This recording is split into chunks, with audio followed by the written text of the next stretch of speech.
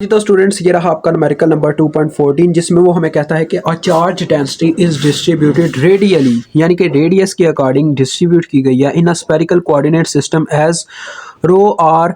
यानी कि ये हमें बच्चों स्फेरिकल कोऑर्डिनेट सिस्टम, अब हमें यहाँ पे ये पता लगाना होगा ये वॉल्यूम चार्ज डेंसिटी है या सरफेस चार्ज डेंसिटी है या लाइन चार्ज डेंसिटी है। ये स्फेरिकल कोऑर्डिनेट सिस्टम है, इतना तो हमें पता चल गया। ठीक है जी, तो देखें बच्चों इसके बटे में है meter cube, that's why this is a volume charge density. मतलब कि हमारा ये जो क्वेश्चन है ये वॉल्यूम चार्ज डेंसिटी के अकॉर्डिंग है, यानी कि तीनों के तीनों जो मतलब के वैल्यूज होती हैं, रेडियस की हो गई, उसके बाद अपने पास फाई होता है इसमें और थीटा होता है, वो सारे चेंज कर रहे हैं। जब फाई और थीटा की रेंज ना बताई गई हो तो हमें टोटल फाई की वही रेंज पुट करनी होती है और थीटा की जो हमें एग्जैक्ट पता होती है। आपको पता है जो थीटा बच्चों वो जीरो से लेके फाई तक, जीरो से लेके पाई तक एग्जिस्ट करता है, जबकि जो हमारा होता है अपना दूसरा जो फाई होता है वो 0 से 2 पाई तक की रेंज रखता है। ये हम पहले बात कर चुके हुए हैं, तो लिहाजा वही लिमिट्स यहाँ पे पुट की जाएंगी। वो कहता है फाइंड करें टोटल चार्ज, तो टोटल चार्ज का बच्चों क्या फार्मूला फिर बनेगा, Q is equal to integral of rho v, क्योंकि ये वॉल्यूम चार्ज डेंसिटी है, साथ में आ जाएगा डी एल की जगह क्या बच्चों लिखेंगे, लेंथ नहीं है ये वॉल्यूम है तो डी वी लिखा जाएगा। अब हमने इसमें रिप्लेसमेंट कैसे करनी है जरा गौर कीजिएगा।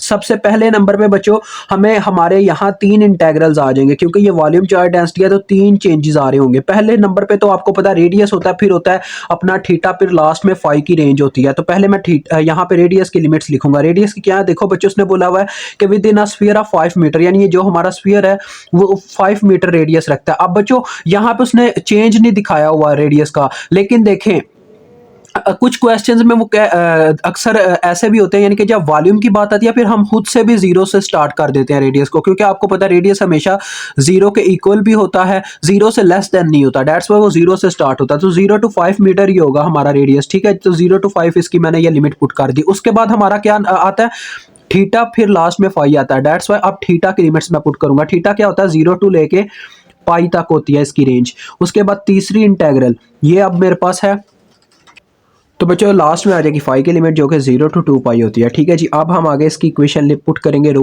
वी बच्चों क्या है हमारे पास यहाँ पे 2r, तो micro coulomb per meter cube को बूझ जो सिर्फ 2r आपने पुट करना है। ओके हो गया जी। इसके बाद अब डी किस से रिप्लेस होगा बच्चों, देखो डी मतलब के डेरिवेटिव ऑफ वॉल्यूम, तो वॉल्यूम में कौन कौन सी चीज आ रही है, रेडियस आ रहा है, तो चेंज इन रेडियस क्या होता है डी आर।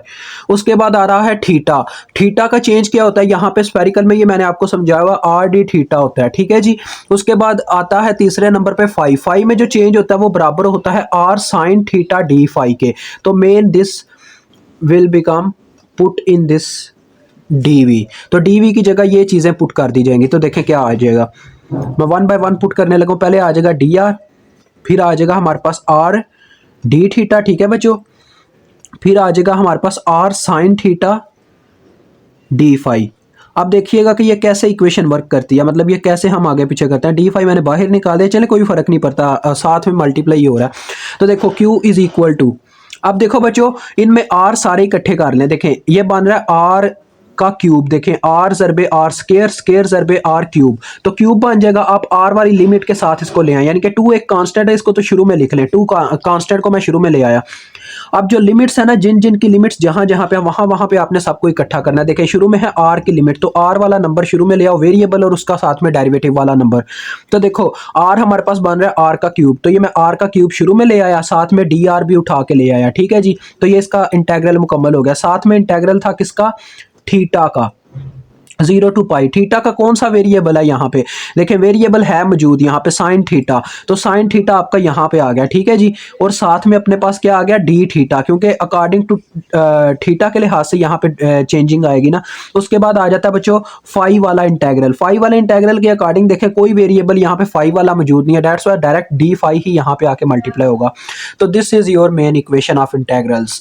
तो अक्सर अगर आप इसको गूगल पे सर्च करें या वैसे देखें तो वो अलग-अलग सॉल्व कर रहे होते हैं, लेकिन बच्चों मैंने आपके लिए ऐसे तरीके निकाले हुए हैं कि हम एक ही टाइम पे सारा सॉल्व कर सकें। ठीक है, तो जरा गौर करो, कभी कभार ही जरूरत पड़ती है ना कि मतलब वैसे सॉल्व करने की। तो देखो बच्चों आर का क्यूब है, तो ये यहाँ पे पावर रूल लगेगा, क्योंकि आर का डेरिवेटिव अगर बगैर पावर के लिए तो 1 होता है, वो इसके साथ मौजूद है, डेट्स वाई इसके ऊपर पावर रूल लग जाएगा 2। देखें आर के ऊपर पावर रूल लगा तो इसकी पावर में एक प्लस कर दिया जाएगा, उसी पावर से डिवाइड कर दिया जाएगा, ये इंटेग्रल कहता था। साथ में आ जाएगी इसकी लिमिट्स 0 to 5। ठीक है जी, अभी लिमिट्स नहीं पुट हुई। आगे साइन थीटा का इंटेग्रल क्या होता है, ये बच्चों बराबर होता है माइनस कॉस थीटा के। ठीक है जी, तो ये आ जाएगा माइनस कॉस थीटा। अभी ऐसे हमारे पास यहीं पे है और ये आगे लिमिट्स 0 और ये बच्चों पाई। ठीक है जी, और आगे मेरे पास जगह कम पड़ रही है, लेकिन देखो यार वो करने की इतना ज़रूरत ही नहीं पड़ेगी, थोड़ी सी जगह में पूरा आ जाएगा। ज़रा गौर कीजिएगा, डेरिवेटिव और इंटेग्रल, यहाँ पे कोई वेरिएबल मौजूद नहीं, डेट्स वाई डेरिवेटिव और इंटेग्रल ऐसे वर्क करेंगे जैसे एक वायरस तो दूसरा एंटीवायरस एक दूसरे को खा जाएंगे, फाई के ऊपर ये लिमिट्स अप्लाई हो जाएंगी।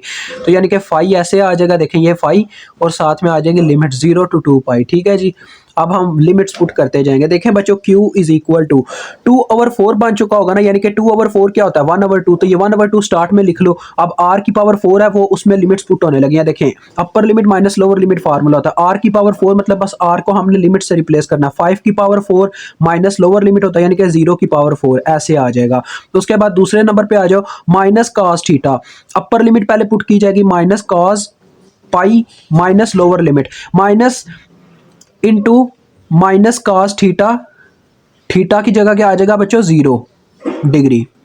तो अब देखो ये माइनस माइनस प्लस होने वाला है, वो बाद की बात है, वो हम बाद में करते हैं। ये मैंने क्या किया जी, मैंने माइनस कॉस थीटा इसके साथ ही रखा। मैं चाहता तो माइनस को शुरू में खींच के लेके जा सकता था, लेकिन मैंने माइनस इसी के अंदर ही रखा है ताकि हमारा काम इसी के अंदर ही काम डन हो जाए।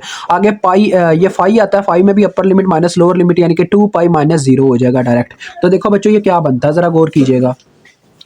कास पाई जो होता है ना, कास पाई बच्चों ये बराबर होता है -1 के।